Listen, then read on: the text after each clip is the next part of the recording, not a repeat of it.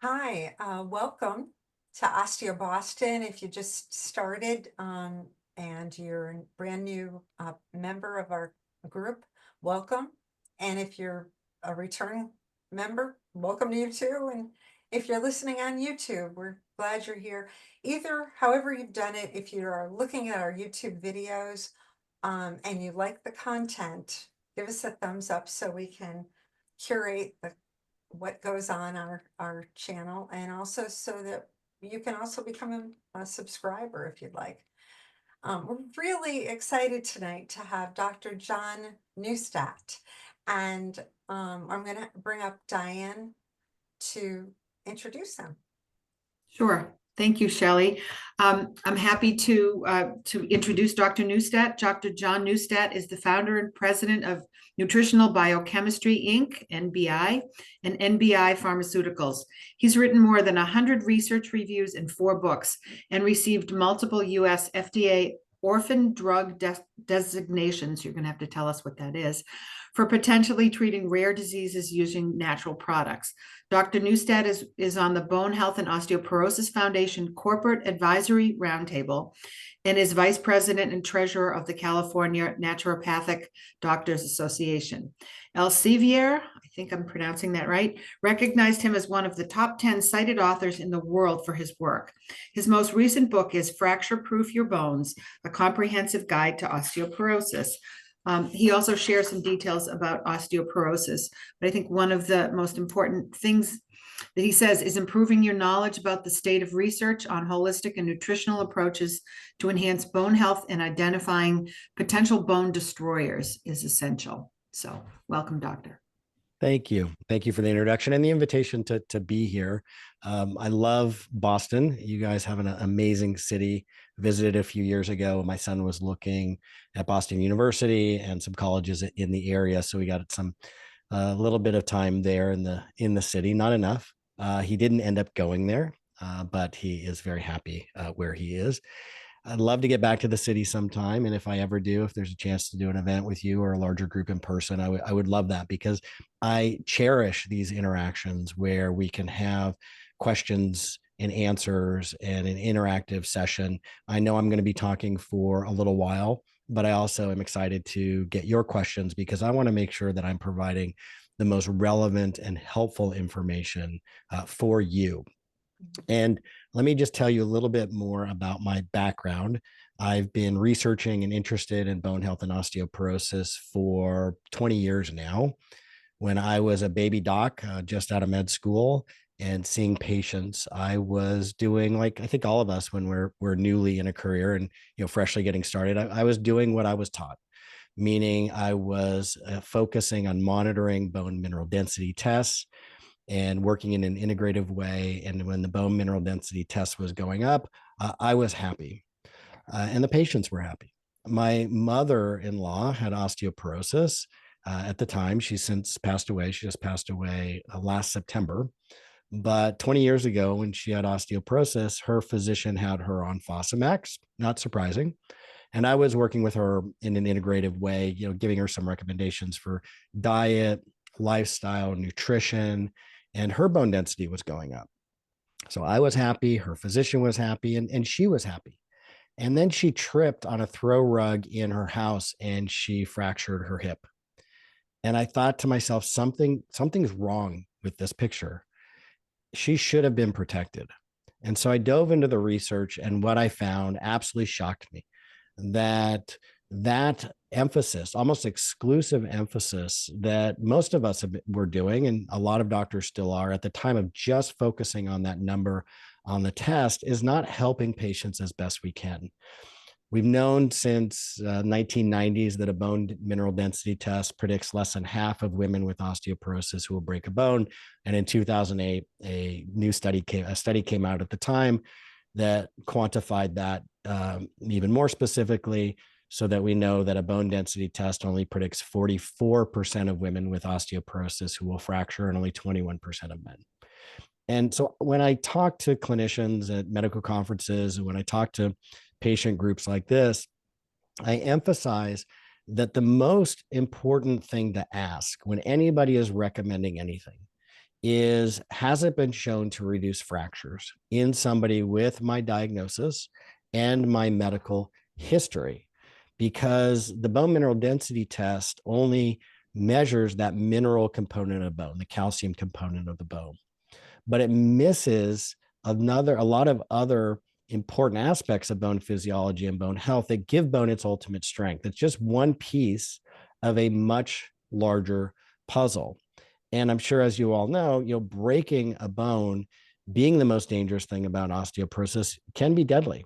If you're a woman with osteoporosis and you fracture a hip, there's up to a 36% chance that you're going to die within a year. Now, the most common number cited is 20%, but it's up to 36%. But even that 20% risk means that the risk for death from an osteoporosis fracture is greater than the risk of dying from breast cancer when all types of breast cancer are combined. And the risk of a woman getting an osteoporosis fracture is equal to her combined risk of breast, uterine, and ovarian cancer. Every 30 seconds, someone somewhere in the world is breaking a bone because of osteoporosis. And it's second only to cardiovascular disease as a global health concern.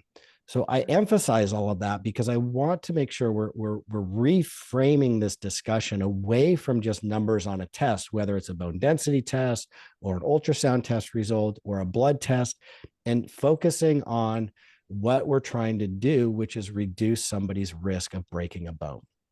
So I'm going to be talking from here on out with that emphasis. And one thing that was mentioned early at the very beginning was about what I call deprescribing, looking at things that will destroy bone and increase somebody's fracture risk. So there are two sides essentially, categorically of this puzzle, the way that I think about it.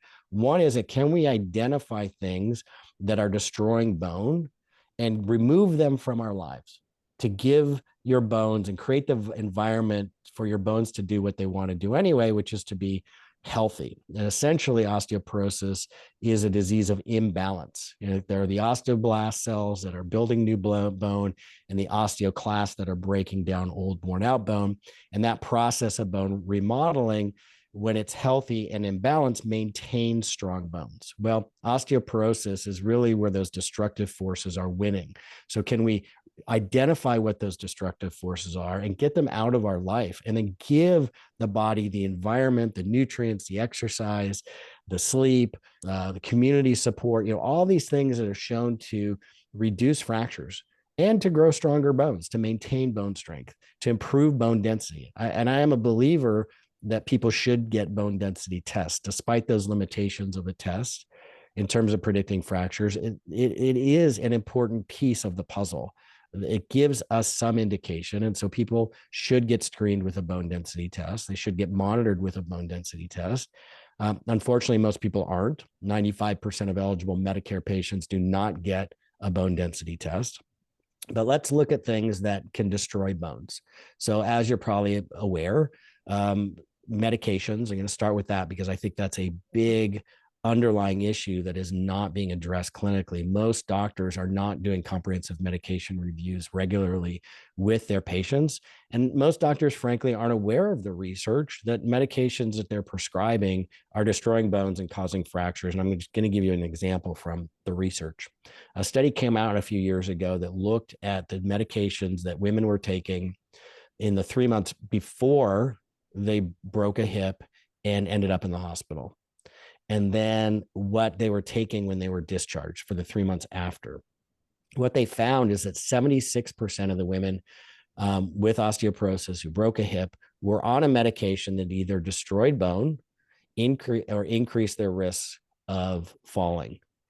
And when they were discharged, even when a doctor recognized that perhaps one of the medications was causing a problem and they switched them to a different medication, they switched them to other medications that essentially did the same thing. So there was no net benefit. So really getting a comprehensive list and an understanding of what those medications are and taking them to your doctor and asking the questions. But I'm also big fan of pharmacists, making sure that you become friends with your pharmacist, take your medications to a pharmacist, because they are the experts in medications, even more than physicians. And they have access to databases, they can look things up. And most of the time, especially in retail pharmacies, they're standing behind the counter, filling prescriptions, which can be quite boring. And they're incredibly smart, incredibly compassionate, and well-educated. So take advantage of your local pharmacist. So what are some of those medications? Well, proton pump inhibitors, things that block acid.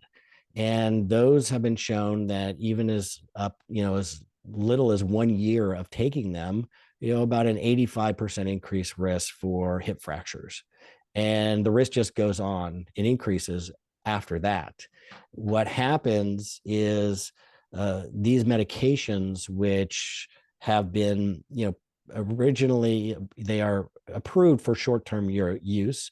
People are taking them for years and years, and the FDA never approved them for that. The first warning letter about these medications increasing the risk of osteoporosis and fractures was sent out by the FDA in 2010. So this is not new information. And now they're available over the counter, and doctors are just handing them out like candy. 50% of those prescriptions are dispensed just because of one condition, which is acid reflux. And we know that there are food triggers that cause acid reflux. So somebody just starts by eliminating the most common food triggers that can cause acid reflux. Maybe they don't need that medication to begin with. And those are tomatoes and raw onion, raw garlic, chocolate, coffee, citrus. Spicy foods might do it. Mint might do it. So part of it is experimenting to see what may be an individual's trigger. The other thing, though, that I really want to drive home and make sure I mention is the use of medications, osteoporosis medications in this population. So the vast majority of the research on osteoporosis medications were done on postmenopausal women with osteoporosis. What happens, though, in clinical settings is we have patients come in and they have bone loss. It might not be because of the drop in estrogen that occurs during and after menopause. There might be something else going on. For example, maybe they're on a PPI, a proton pump inhibitor, or another medication. Well, physicians decided if it works for one condition, we're just going to prescribe it off-label for, another cause of bone loss, even though the mechanisms of action are quite different. So for many years, they've been prescribing, bisphosphonates. Those are the frontline, first-line therapy for osteoporosis care. And they decided to start studying it. Does it really work? What they discovered, shockingly, is that when a patient took a Fosamax or an oral bisphosphonate plus a proton pump inhibitor, it increased their risk for fracture compared to somebody who was just taking the bisphosphonate without the proton pump inhibitor. So it's a cautionary tale for me to really make sure that people are asking their doctor, has the medication been approved for somebody with my medical history, with my diagnosis? And in my chapter in my book, Fracture Proof Your Bones, my chapter on medications, it gives patients a list of questions to ask their doctor to make sure they're getting the best possible recommendation. The other thing that I would add in terms of common medications that are causing osteoporosis are the antidepressants. About 25% of women over 65 are on an antidepressant. And that is a recipe for disaster because they've already, they've gone through menopause, they have low estrogen, and, during menopause and for the 10 years after is the fastest rate of bone loss. And as an aside, let me just say, oftentimes women will go into the doctor and they're perimenopausal or menopausal, and the doctor will just say, well, it's because your estrogen dropped. And so of course, you've got bone loss, and they leave it at that and they don't investigate further. But what the research shows is up to 30% of postmenopausal women with osteoporosis, that osteoporosis is caused by things other than the drop of estrogen. Yes, estrogen is part of it, but there are other things going on. It could be a medication or other diseases that they might have, like irritable bowel disease, an autoimmune disease. There are other causes for osteoporosis, and you can have multiple things contributing to that bone loss and that risk at the same time. So be aware of that. And in men with osteoporosis, up to 50% of men with osteoporosis, that is caused by things other than just the drop in testosterone. So back to the antidepressants. The selective serotonin reuptake inhibitors, or even the SNRIs, that other category, anything that artificially increases serotonin destroys bone. There are serotonin receptors on bone, and they activate those bone destroying cells, the osteoclasts. And so what happens when somebody's taking these medications, the majority of serotonin, about 95%, isn't even in the brain where it's prescribed for depression. It is produced by cells in our intestines, and it is not in our brain, it's in the rest of our body. And some of those areas where it is are the bones. What happens, and what the research now has shown, is that for every 19 women taking an SSRI medication for more than 1 year, the study was 1 to 5 years, and it didn't really seem to matter the dose. For every 19 women taking one of those medications, they go by Prozac, Lexapro, those types of drugs, we now expect one of them to break a bone. That's shocking. And those are handed out like candy. And they can be on both an SSRI and a proton pump inhibitor, multiple medications. In fact, as we get older, it's more likely that people are going to be on one or more medications simultaneously. And that polypharmacy, taking multiple medications, is a well-documented risk factor. Now, it's not always that drugs will destroy bones. Like another category is prednisone or glucocorticoids. Some may just increase your risk for falls and fractures. 95% of fractures occur because somebody falls. So anything we can do to reduce the risk of falling is going to reduce the risk of fractures. Blood pressure medications. Somebody might be on an appropriate dose of a blood pressure medication for many years, and they're not getting a medication review to see if that dose is still appropriate. As we get older, our liver tends to slow down in terms of how well it can break down drugs in our system. And so a dose of a medication that used to be appropriate as we get older may end up being too high of a dose. And what happens when that occurs is that the blood pressure drops too low, and that people then end up increasing their risk for falls and fractures. Now, combine that with what I'm about to say, and it's a real recipe for disaster. And that is 95% of people 65 years and older are also on a medication that directly increases their risk for falls.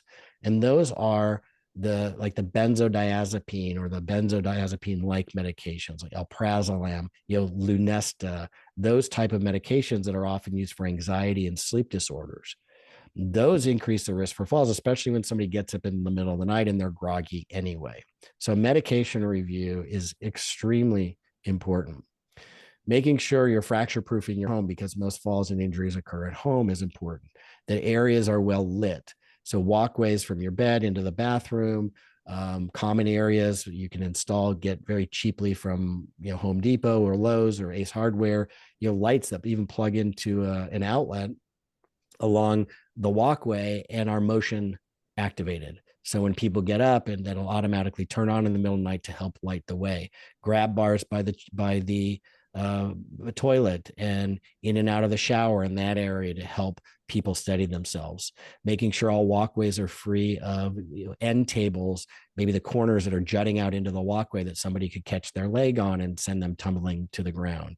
Making sure that any loose stairs are are fixed and not loose. And as I mentioned before with my mother-in-law, of course, making sure that any throw rugs that people can catch their toe on if they're shuffling and fall are removed from the house. What else is important? Well, exercise, of course, is important. Research came out and showed that even as old as 85 years old, people can increase their muscle mass when they do resistance exercise. And it could have been older than that, but that was the oldest participants. They were 85, so likely even older than that. But when they do resistance exercise, but the important piece here, which is missing for most people, is they're not getting enough protein. There has to be enough protein there for the muscles to build more muscle, for the body to do that. And by the way, bones are highly protein dependent, or tissues. There are 180 to 200 proteins in bone. One of them is collagen, a main structural protein in bone, but over 200 proteins in bone. Bone, the amount of protein somebody consumes can account for 3 or 4% of bone density alone, just that, because the minerals bind to the protein. How much protein do we need? As we get older, the US RDA for protein, what's recommended is not enough to create new bone. And this is what experimental studies are, not new bone, new muscle. That's what experimental studies show. So based on clinical trials, my recommendation is that people take their body weight in pounds, and this is in my book as well, in the diet chapter, and they multiply it by 0.6. And that's the minimum number of grams of protein I recommend you get. Of course, with the caveat that if you have chronic kidney disease or on dialysis and your doctor has recommended a low protein diet, that you not do that. You check with your physician first. However, for the vast majority of people, that floor, that minimum of 0.6 grams of protein per pound of body weight with resistance exercise is going to make a huge amount of difference. And that can be challenging for people to eat. I also recommend within 2 hours of waking up, people consume 20 grams of protein, because that's what the research supports in terms of building muscle.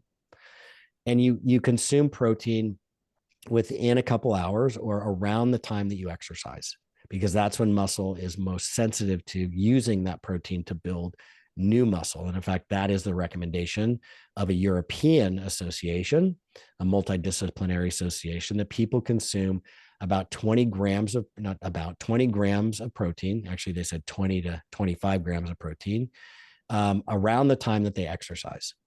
And this was an evaluation of the research for osteoporosis. And of course, they get enough of other nutrients, and that's important. So let's talk about other things that you can do, first of all, to reduce your risk of falling besides just building muscle. I like practical things. So I like the stork exercise, things that people can just integrate into their daily lives. You can go to a gym, and that's fantastic. You can take a class, and that can be fantastic as long as it's done safely and it's appropriate. But you can do things at home too, or just in your daily lives that have been shown to help. I like the stork exercise. So while you brush your teeth, you stand on one leg. You can steady yourself with your hand on the counter, and that's the bottom. You do that one leg on the bottom teeth. That's a minute. And then when you switch to the top teeth, you also switch legs for another minute. And that amount of time you're doing that, hopefully if you're brushing your teeth twice a day, you're doing that twice a day, that can engage your core muscles, engage your thighs and your adductors, your inner thigh muscles and your glutes to help you improve your balance and stability. And that's just a no-brainer for me. And the other thing is just getting enough steps. Walking 7,000 to 7,500 steps a day is associated with a 50 to 70% reduction in all-cause mortality. That's death from anything, including osteoporosis fractures. So park a little further away from the door at the store. Go for a walk with a friend. Things like that people can just do in their daily lives are just simple and important to do. In terms of diet, besides just focusing on the amount of protein that somebody gets, I walk people through a plan and a program called 3 Steps for Eating Healthy for Life, because this is a way of eating that it will help promote your health for the rest of your life, not just help rebuild your muscle and your bone, but reduce people's risk for diabetes, obesity, Alzheimer's disease, Parkinson's disease, cancer, death from cancer, heart disease, death from heart disease, all of that. And it's the Mediterranean dietary pattern. It's the opposite of the standard American diet, which is very high in fried foods and ultra processed foods. So it's essentially the Mediterranean dietary pattern is a plant forward diet with plenty of protein, lots of lean proteins and whole fresh fruits and vegetables and grains. And I have people try and their goal is 30 grams of total dietary fiber per day, because that dietary fiber is going to be in those fruits and vegetables and grains that have the vitamins, minerals, and other antioxidants that our body needs, our biochemistry needs to do its job that it wants to do anyway. So in the chapter in my book, it walks people through that, how to implement that, how to transition into that. Major changes done overnight tend not to be sustainable. Most people aren't already eating this way. If you are, then that's fantastic. So I just recommend people transition into eating this way over a time period that's comfortable for them, because it often requires cooking differently, having different snacks and different spices in the house. So over 4, 6, or 8 weeks, whatever it takes, because this is really about, eating to promote your health for the rest of your life, and not a fad diet that somebody will follow for just a few weeks and then stop. Dietary supplements are an important part of the puzzle. And the way that I evaluate the research with dietary supplements is not only, which nutrients have been shown in clinical trials to improve bone density, but most importantly, which nutrients in clinical trials have been shown to maintain bone strength. And the best indicator of bone strength is if somebody breaks a bone or not. And so there are clinical trials out there on nutrients where the endpoint, or what was evaluated, were fractures. Calcium and vitamin D have been shown to reduce fractures by about 18 to 23%. But I don't believe that everybody should have calcium as a dietary supplement. I believe dietary supplements should be used as the FDA intended, that is, as a supplement to a healthy diet. So if you get enough calcium in your diet, there doesn't seem to be any reason to get more as a dietary supplement. Now, how much is enough? The US RDA for calcium for women is 1,200 milligrams per day. There's no evidence that getting more than that improves bone density or reduces fractures anymore. And the average American woman consumes about 800 milligrams of calcium in her diet. Now, hopefully you're eating better than the average American woman, but even if you're not, that means that for most women, probably getting 400 milligrams of calcium as a dietary supplement is sufficient. Getting more and safe, because the current recommendations for safety from the Bone Health and Osteoporosis Foundation and the American Academy of American College for Preventive Cardiology is that people should not consume more than about 2,000 to 2,500 milligrams of calcium from all sources. And I think that's lost a lot, both on clinicians and the general public, that when we talk about the US RDA of 1,200 milligrams, it's not 1,200 milligrams from a calcium dietary supplement, which I see a lot of people taking. It's 1,200 milligrams from all sources, diet plus dietary supplements. So vitamin D is another important thing to make sure you're getting enough of. And I believe vitamin D testing is important. The research supports a blood level of 30 to 44 nanograms per milliliter. That is associated with the maximum hip fracture reduction. Back to the bone density piece and saying, the research showing a bone density test, predicts less than half of women with osteoporosis who will fracture. With vitamin D, we can see bone density increasing as low as 9, on a blood test, 9, 10, 15, it can be going up, the bone density, but we don't get that maximum fracture reduction. That association isn't until that blood level gets to 30 to 44. And a lot of clinicians even aim for higher now, based on the research about immune support.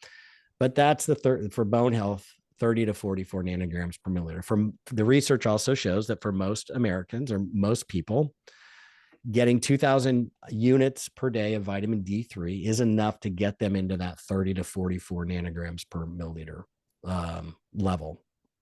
Then there is vitamin K, specifically a form of vitamin K2 called MK4.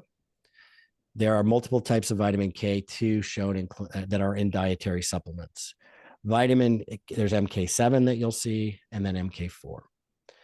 The question is always, which one has been shown not just to improve bone density, but maintain strong bones as indicated by fewer fractures in clinical trials? MK7 has never been shown in any clinical trial to stop the loss of bone or improve bone density. There have been multiple clinical trials that have been done in different doses. And at the very best, it slows down how fast women lose bone density. And all the studies were in postmenopausal women with osteoporosis. In one study, in fact, women who took the MK7, I think it was 360 micrograms of the MK7, they lost bone density at the hip faster than the control group, than the people that didn't take that nutrient. Now, vitamin K2 is a category of nutrients. So there's MK7, as I mentioned, and MK4, but they are different molecules. And what we know in chemistry and biochemistry, that if you just change the carbon, one atom on a molecule, you can get overlapping activities in the body, but you also get different activities. So both MK4 and MK7 will change some laboratory markers, but that is not really what we're most concerned about. We're not mostly concerned about a number on a test. When you look at the clinical trials on MK4, there are over 25 clinical trials in the dose of 45 milligrams per day.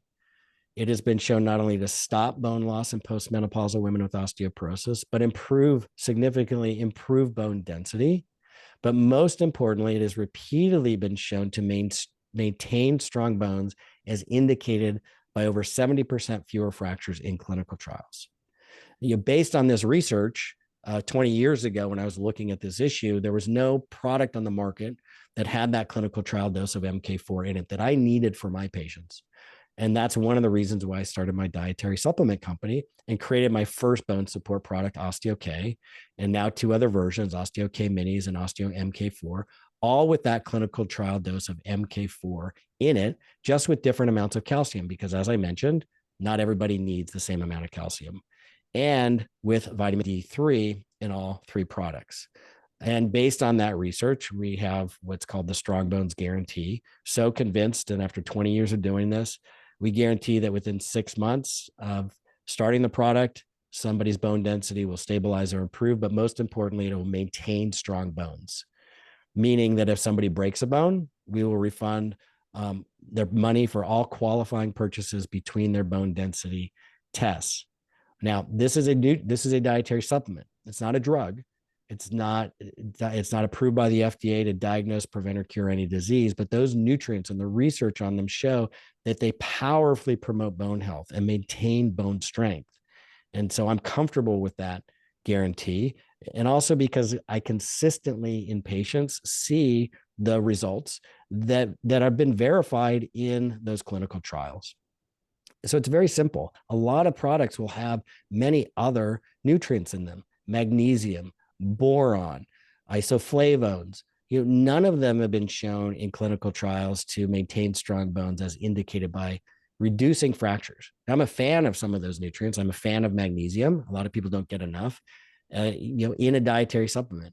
But my approach to bone health is very targeted. I'm focused on bone strength first and last. And so that's why my recommendations are very simple. Let's go with nutrients that have been shown to work and save people's money so they can spend their money on good food or exercise, things that they might need to support their health in other ways that we also know work. So what else works? Making sure that you have community. And that's one of the reasons why I love this group and groups like this, because the research is clear. When somebody has a strong social network, and they even quantified how many friends do we need to have? Well, you need to have 3. 3 is sort of where you get kind of max out. You don't have to have more than that you do things with. That's associated with lower fracture risk, lower osteoporosis risk. But if you do break a bone, people with a strong social network, they heal faster. And it's also associated with a reduction in all-cause mortality. The other thing, 2 things I'll just mention briefly, because I know we've gone for about a half hour and I'm supposed to stop, and I could keep going for an hour or 2. No, you can go ahead a little bit. It is sleep. Sleep is really important, and it becomes challenging as people get older.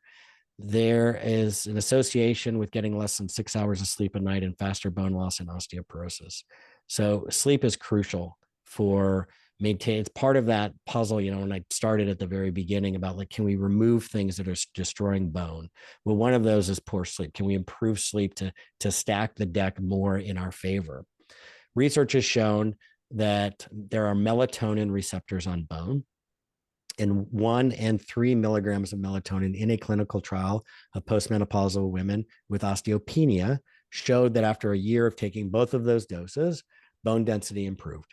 Now, I like to, I go back to what I said before, is I'm really focused on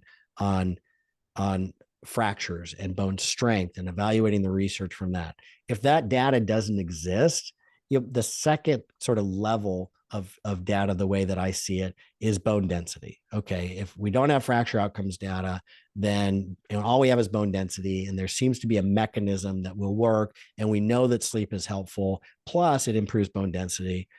Melatonin, I think, is a good option for a lot of people. Lots of health benefits if they're having sleep issues. One of the challenges, though, with melatonin is that it has a short half-life, meaning that Half-life is the amount of time it takes for 50% of the substance, whether it's a nutrient or a medication, to be metabolized and broken down by the body. The half-life of melatonin is about 45 minutes. So let's just be generous and say an hour. So within 1 hour of taking the melatonin, 50% of it's been eliminated from your body. Another hour, another 50%, and so on. So what happens is a lot of people who start taking melatonin end up taking melatonin, and then they wake up. So they take more melatonin, and then they take more, and they take more, till they finally just knock themselves out so much that they feel drunk and hungover, groggy in the morning, which is not a good thing.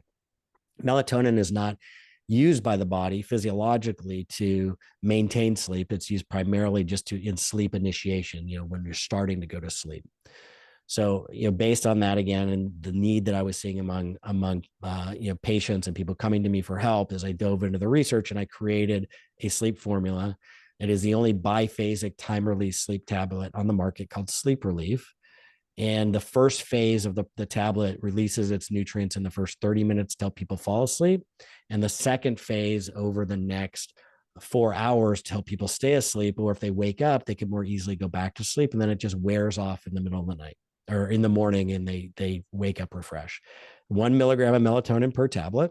And the recommendation is take 1 or 2 tablets, but it's got other herbs, other nutrients like magnesium, which is a gentle muscle relaxant, because sometimes the issue is people have tight muscles. And so they just have a hard time getting into a comfortable position. It has glycine in it and GABA, which are amino acids that help sort of calm down the nervous system if people have that racing mind. So I looked at all the different ways and reasons why people have a hard time falling asleep. And I constructed the product based on that into those phases to give what I hope is the maximum results. So there are lots of sleep products out there you can try. Many of them are excellent, and mine is one option. And I think I'll stop there because and see if there are any good questions. Okay, let me see. I'm going to come up with you, and I'm going to start with that. First of all, wow, that was fabulous information. I'm so glad I didn't interrupt you, because looking at your book, I think what I noticed, and I would say to you, if you're on this and you're listening and you haven't bought Dr. Neustadt's book, that's where I would start if you want more information, because I think every subject that you covered just now, you went into great detail. Yeah. Looking at what the chapters are all about. So yeah, and if I can just say one thing, when patients come to me, they're often quite anxious and scared. They typically have had a recent bone density test with a low T-score, a recent diagnosis, and their physician oftentimes will say, you have to start this medication right now. They don't know what to do. They're confused and they're scared. And I first have them take a few breaths to calm down. And then I put that bone density test result in its proper perspective, meaning, what I said earlier about what its value is in terms of predicting fractures. And it is important, but it's just one piece of a larger puzzle. And then I tell them that, look, there is time to educate themselves. It's not an emergency. It's an important issue that needs to be dealt with, but it's not an emergency. There's time to educate yourself to create a holistic bone health program that makes sense for them. And medications might be part of that, but there's time to become educated so they can make the best decision that they're comfortable with. So excellent. It actually is what motivated me to start this group, because I was recommended to take medicine. I don't always take medicine well. And in fact, I'm really bad at it. So I've also been a very avid skier and hiker. And I was nervous, as most people are when they get diagnosed, that they won't be able to do the things they love to do anymore. And so I wanted to just educate myself as much as possible, and I did nothing. And frankly, one of the only things that I've done, not to go on about myself too much, but because I want your opinion on this, is that I am on bioidentical hormones. Yeah. And I also had seen an integrative doctor, and that was recommended for me. I wonder what your opinion is of bioidentical hormones and when you recommend it for. I'm a fan. I think that they're incredibly helpful. I think keeping them in the physiological range has been shown to reduce the risk for osteoporosis and fractures. In fact, the hip fracture reduction is, you're talking about 28% reduction in hip fractures when people are on bioidentical hormones. When it started during perimenopause, if people go off of it, those benefits decrease. And there's no data if somebody starts it after the age of 60. So it may work. I don't see why it wouldn't. But there's just no efficacy or safety data after that. So I'd just be cautious at that point. But when started during perimenopause, the benefits are clear. I know there's breast cancer concerns and cancer concerns. Oh, absolutely. And you have to be safe. You got to make sure if somebody has those risks or a history, you must be working with somebody who really knows what they're doing, because it's not for everybody. Right. Yeah, I get that. I noticed you talked in the beginning, Dr. Neustadt, about protein pump inhibitors as being one of the medications that you would avoid. But I also hear people say they take other things like, I don't know what the other words are, but I like H2RA. Pepsid. Yeah. So histamine 2 receptor antagonists like Tagamet, Pepsid. Yeah. So the research indicates at this point that it seems to be safer. There was a 10-year Canadian study, however, that did show it also increases the risk, like proton pump inhibitors. But it does, if somebody has to be on one, then that does appear to be a safer option. Okay, good to know. Good to know. But still causes problems. Don't get me wrong. It still destroys body. And what would be some of the alternatives that you would recommend for someone who is taking something for stomach acid? Well, I think getting an evaluation by an integrative doc, functional medicine doc, naturopathic doctor who understands how to evaluate and try and identify the underlying cause. Any recommendations, if I were to say just try, X, Y, or Z, would give you all be a disservice to everyone, because the approach depends on why somebody has the issue. If sometimes, and as we get older, the risk for low stomach acid, not producing enough stomach acid, goes up. And especially that's the case if somebody has like H. pylori infection or an autoimmune disease or atrophic gastritis. And the symptom of low stomach acid is acid reflux. So there is a circular muscle at the bottom of the esophagus that connects it to the stomach. And when it's closed, it keeps the stomach acid and the contents of the stomach out of your throat. And the pH, that acidity level in the stomach, is one of the signals for that muscle to close. So if the pH, if you're producing, some stomach acid, but not enough to trigger that muscle to close all the way, then you can get acid reflux. But and conventionally, the assumption was for all these decades, well, if you're getting the symptoms of acid and you have acid reflux, let's just suppress the acid. When the reality is you may need acid. You may need more stomach acid. You don't have enough acid. You don't have enough. And so there are protocols in conjunction and under the monitoring of a doctor where you can start supplementing with a little bit of hydrochloric acid. Now, if you have an ulcer or atrophic gastritis, there are reasons why you wouldn't want to do that, and it could damage the lining of the stomach. But under the safe conditions, I've seen it work wonderfully, where we're able to identify that the issue is not enough stomach acid. You can also do a pH stomach test, and supplementing then longer term with stomach acid with some digestive enzymes, might do the trick. That's great. That's really good to have some other choices, other options, right? And getting tested for H. pylori, I think, is important. I prefer an H. pylori, a stool test over a blood test, but there are different ways to test for it.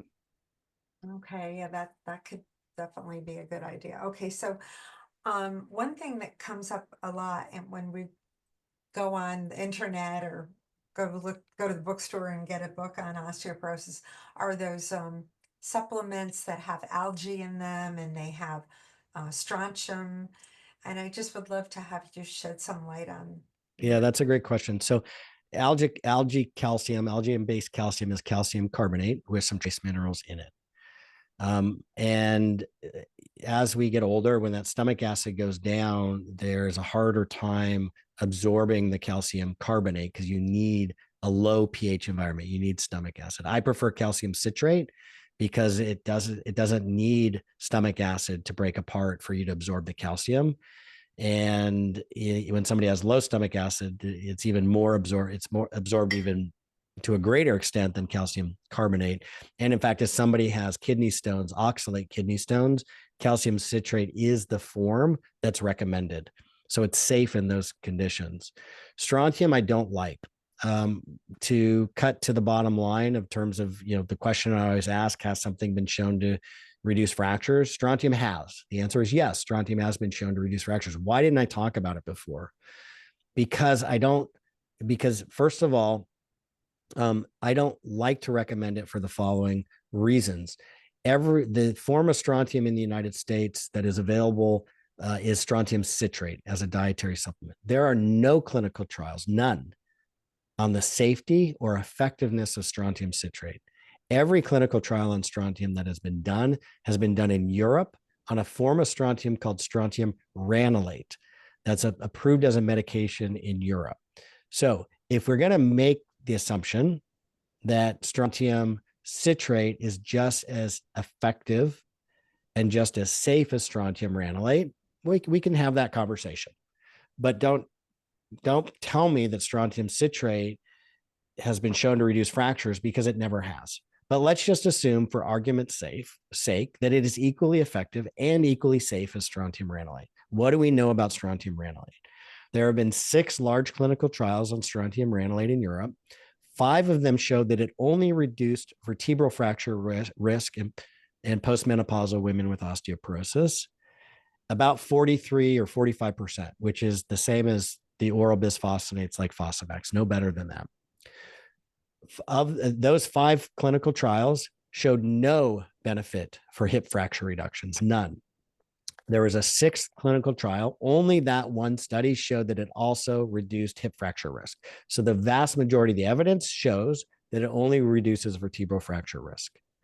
Another thing about strontium is that it gives false bone density test results. It's a mineral like calcium. It incorporates into the bone, and the DEXA bone density test is an X-ray.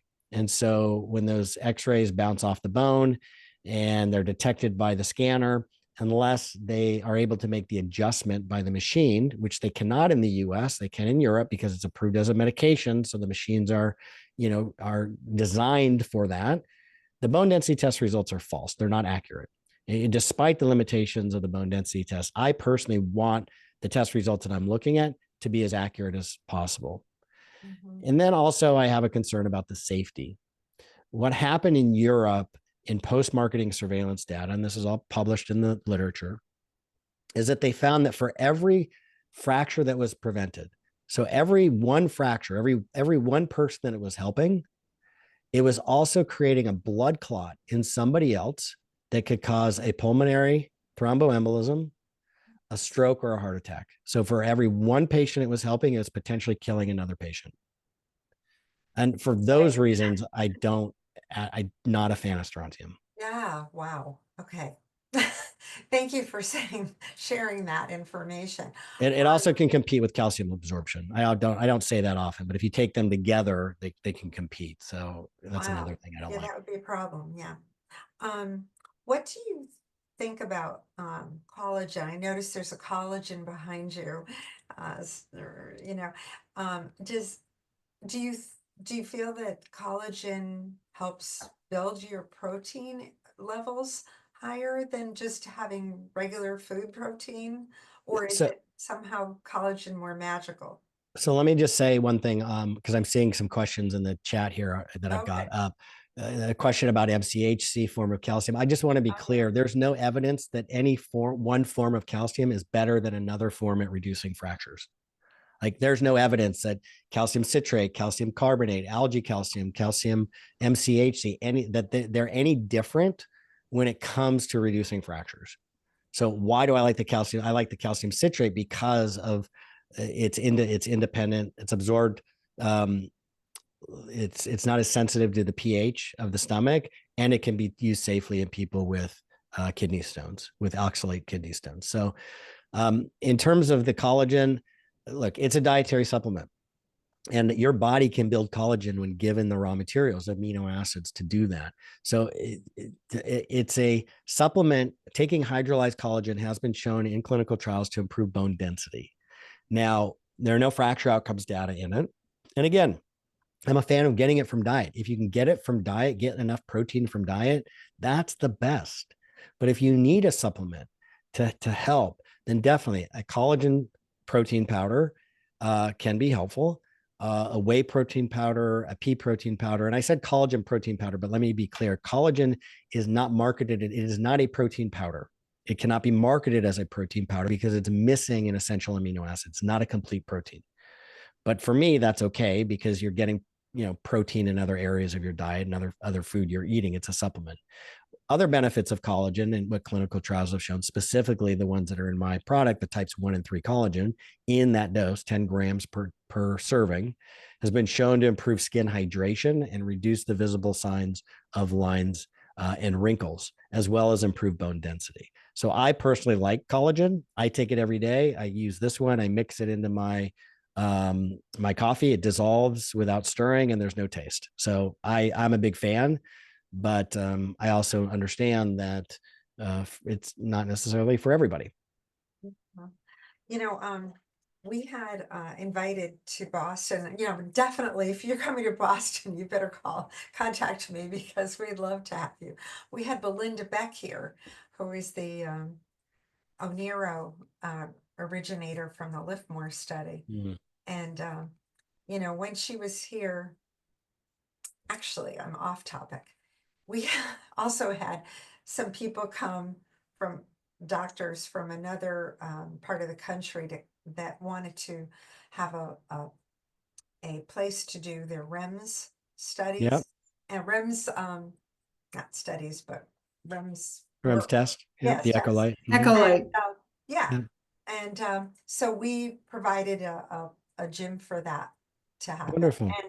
And so I was curious what you think about the REMS, because you were talking about the DEXA, and I know that's counter to your book, which is about fracture proofing your bones, which but I know you also believe that you've got to find out this information. What do you think about REMS in that regard? Before I answer that again, because I'm seeing some questions pop up here on the right. Okay.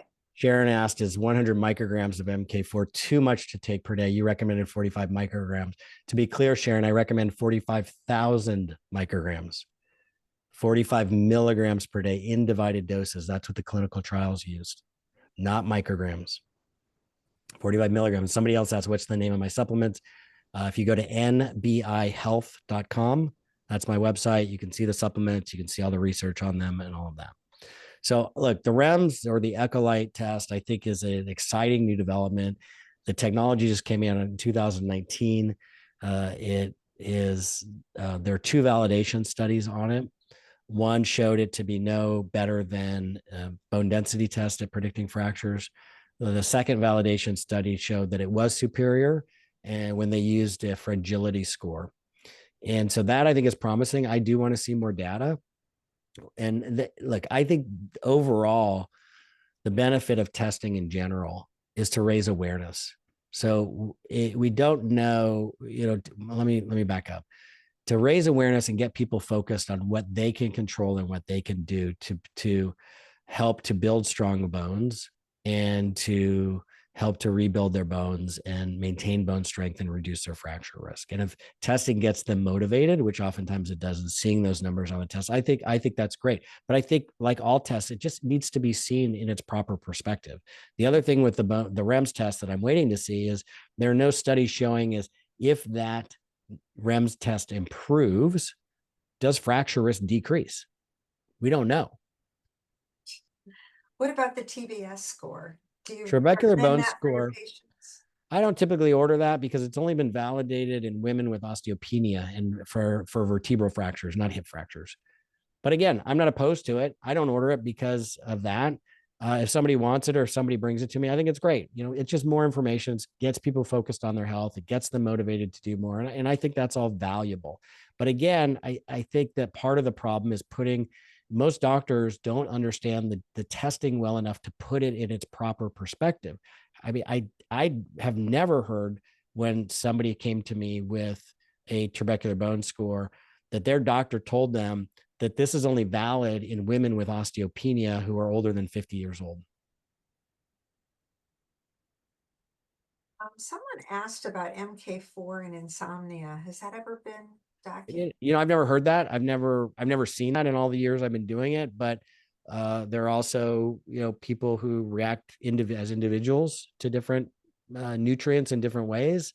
So I would just say, know your body and stay away from things you think are not working for you.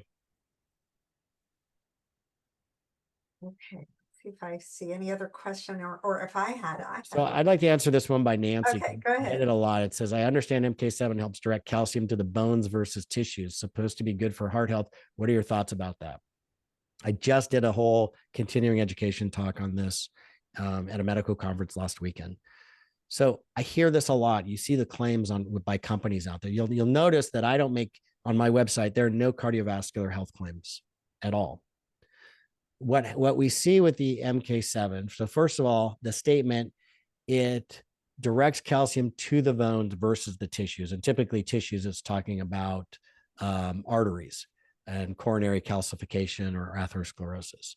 So there are no studies showing that, meaning what we see in the MK7 studies looking at coronary artery calcifications is that they're contradictory data, and it doesn't reverse, has never been shown to reverse coronary artery calcifications. And it's only been shown to slow down how fast somebody progresses, how fast, how do I say this? It slows down the progression of coronary artery calcifications if somebody already has coronary artery calcifications and their score is greater than 400. Right. So you see these claims and they're based a lot on molecular mechanisms. It's like, okay, it activates matrix metalloproteinase. And so that's associated with cardiovascular health. So and we know that it also activates undercarboxylated osteocalcin, and that's associated with bone health. So it's directing it towards the bone. Well, if that's the case, why does an MK7 improve bone density? It's never been shown to improve bone density at all in any clinical trial. Only slow down how fast somebody loses bone. So it's not accurate, those claims. So I'm going to have one last question here. I know I'm going to say in general, folks, if you want more information, read the book Fracture Proof Your Bones, because I think your book is pretty comprehensive looking. So and I am working on the second edition now. I'm very excited about that. It should be coming out I think before Christmas, but depends on how fast I can get this done. That's great. It's just about SSRIs, SNRIs. What's your take on lithium carbonate?